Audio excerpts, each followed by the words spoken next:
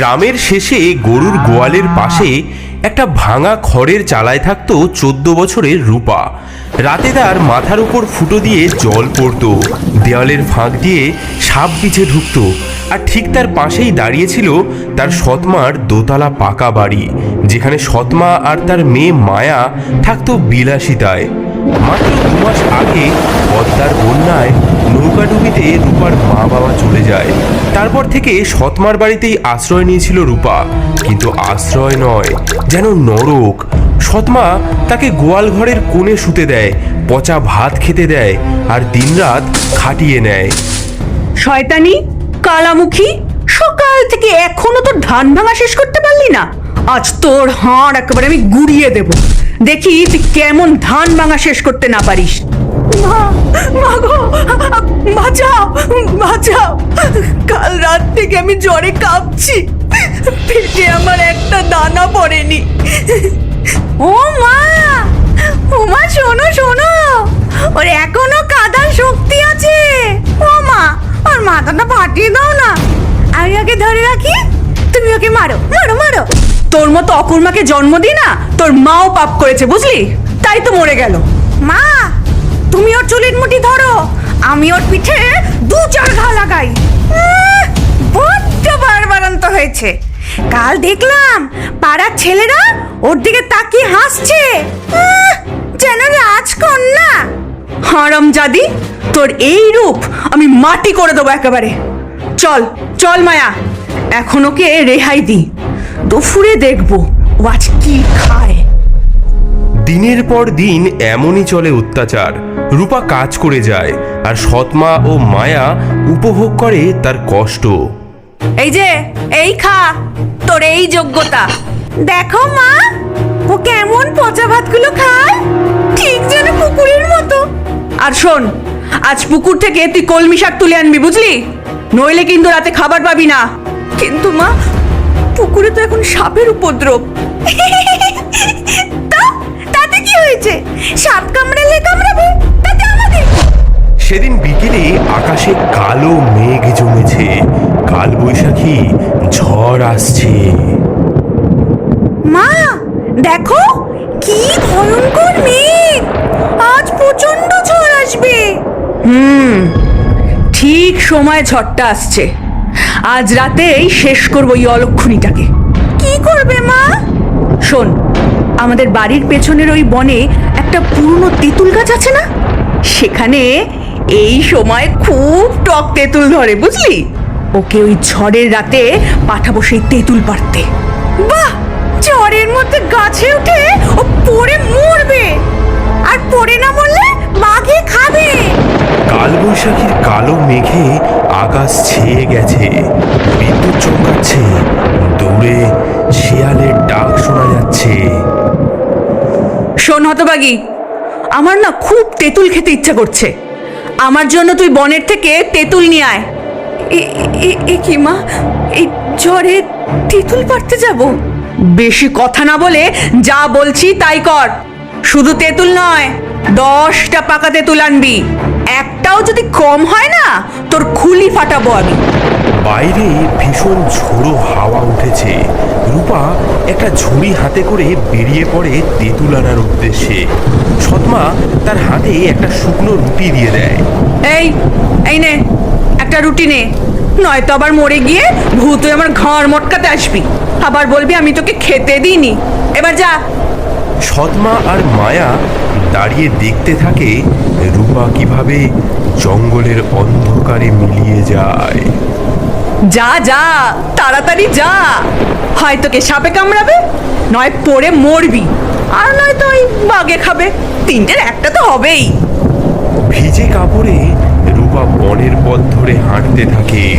আকাশে বিদ্যুৎ চমকাচ্ছে, গাছের ডালপালা ভেঙে পড়ছে চারিদিকে। মা, মা গো, এই অন্ধকারে আমি তেঁতুল কোথায় পাবো? যদি বাঘ ভাল্লুক এসে। হঠাৎ বনের মাঝে একটা নীলাভ আলো চোখে পড়ল রূপার। মনে হলো কে যেন তাকে ডাকছে। এগিয়ে গিয়ে সে দেখল ঘন ঝোপঝাড়ের মাঝে একটি অদ্ভুত কুটির। কি এমন ভয়ঙ্কর ঝড়ে এই গভীর বনে একটা বাড়ি, বাতিও জ্বলছে, মানুষ থাকে নাকি? কে রে মা তুই এই ঝড় বৃষ্টিতে একা একা? ঠাকুরমণি, আমি একটা অভাগী মেয়ে। সৎমানা আমাকে পাঠিয়েছে তেঁতুল আনতে। ভিজে একাকার হয়ে গেছি, একটু আশ্রয় দেবেন? সেই তিন ছোট্ট মানুষ রূপাকে ভেতরে নিয়ে গেল। বাছারে, তোর সর্বাঙ্গ ভিজে গেছে, দাঁড়া গরম জল দি, আর এই নে গরম চাদর। রূপা গায়ে গরম চাদর জড়িয়ে নিল এবং তার ঝোলা থেকে সেই শুকনো রুটিটি বার করলো।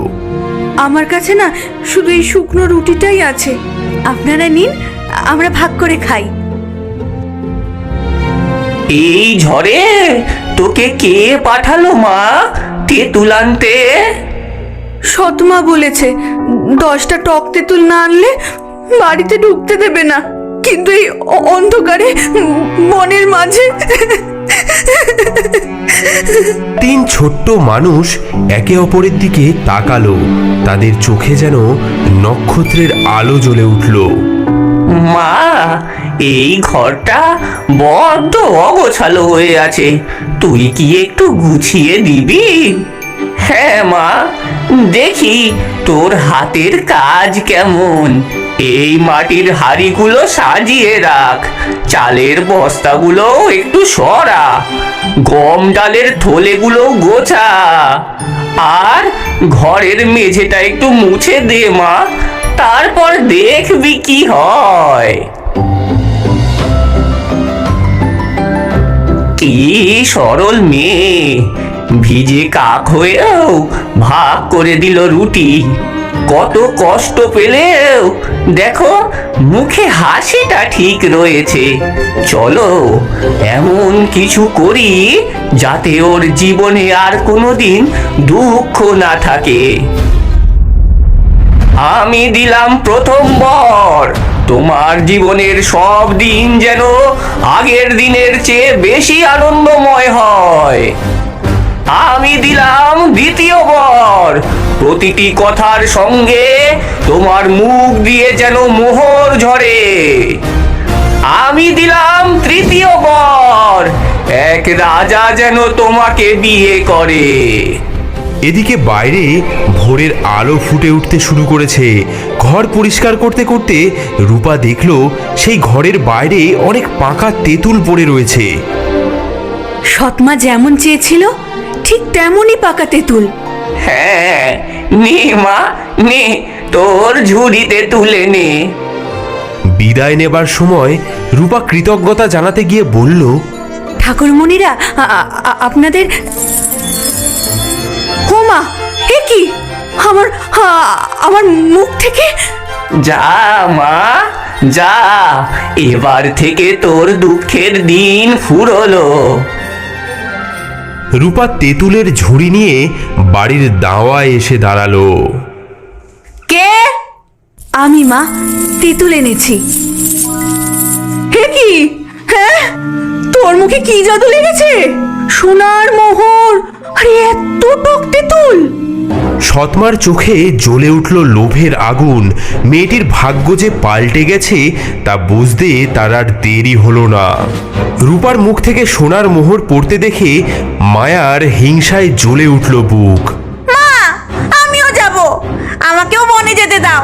দেখো না, ওই অলক্ষণে কত সোনা পেয়েছে। না মায়া, এখন বড্ড বিপদ, বনে বাঘ ভাল্লুক ঘোরে। আমি যাবই না, আমি যাবই, আমাকে সোনার মোহর পেতেই হবে। ওই ছুটি রানী হবে আর আমি ফকির হয়ে থাকবো। শেষে সৎমা রাজি হলো। মেয়েকে পরালো নতুন শাড়ি, সঙ্গে দিল মিষ্টান্ন, পিঠে পুলি। দেখো মা, আমি রূপার চেয়ে কত সুন্দর, আমি দ্বিগুণ দ্বিগুণ সোনা নিয়ে আসবো। মায়া বনের পথে হাঁটছিল অহংকারে মাথা উঁচু করে। দূরে কুটির দেখে সে বিজয়িনীর ভঙ্গিতে এগিয়ে গেল। এই যে বামুন কুটকুটেরা, দরজা খোল, দরজা খোল, তোদের রাজকন্যা এসেছে।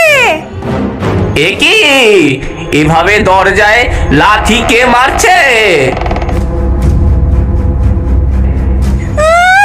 ছি ছি ছি ছি ছি ছি ছি, কি নোংরা ঘর, কি দুর্গন্ধ বাবা। এই জায়গায় থাকিস? তবে জাদু তো ভালোই জানিস। আগে একটু বসো মা। মায়া তার কাপড় জড়ানো পুটলি থেকে তার খাবার বার করে খেতে থাকে। তোমার খাবার থেকে আমাদের একটু দেবে, আমরা বড্ড ক্ষুধার্ত। কি? তোদের মতো ভিখিরিদের সাথে খাবার ভাগ করব? পাগল নাকি? এই দামি মিষ্টান্ন তোদের মুখে দেব? স্বপ্নেও ভাবিস না। তাহলে একটু ঘরটা মুছে দাও। কি? আমি ঘর মুছবো এই দামি শাড়ি পরে? তোদের মাথা খারাপ? আমি রাজরানী হব, ঝি চাকর নই। শোন কুটকুটেরা, আমাকে আমাকে এক্ষুনি জাদু দেখা, নইলে আমি তোদের এই নোংরা কুঠির একেবারে ভেঙে গুড়িয়ে দেব। তিনটি ছোট্ট মানুষের চোখে জ্বলে উঠল ক্রোধের আগুন। আকাশে কালো ঘন মেঘ জমতে লাগলো। বাইরে কালবৈশাখীর ঝড় উঠল। তুই অকৃতজ্ঞ, তোর মনে শুধু অহংকার, তোর হৃদয় শুধু লোভে ভরা, তুই নিষ্ঠুর, তোর মন পাথরের চেয়েও কঠিন। আমি তোকে অভিশাপ দিলাম, তোর জীবনের সব দিন যেন আগের দিনের চেয়ে বেশি দুঃখের হয়। আমি অভিশাপ দিলাম, প্রতিটি কথার সঙ্গে তোর মুখ দিয়ে যেন ব্যাঙ লাফিয়ে পড়ে। আর আমি অভিশাপ দিলাম, তোর মৃত্যু যেন খুব দুঃখের হয়। মায়া ভয়ে কাঁপতে কাঁপতে বাড়ি ফিরল, কিন্তু অভিশাপ তার পিছু ছাড়ল না। কি হলো মা? হ্যাঁ, তেঁতুল আনতে পারলি? মা, মা, সব শয়তানি, সব শয়তানি ওই বামুনগুলো। ও মা, তোর মুখ থেকে ব্যাঙ!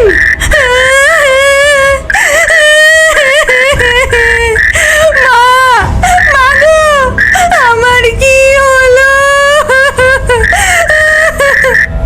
মায়ার মুখ থেকে বেরোনো সেই ব্যাঙগুলো লাফিয়ে লাফিয়ে সেই সৎমা এবং মায়াকে কামড়াতে শুরু করলো।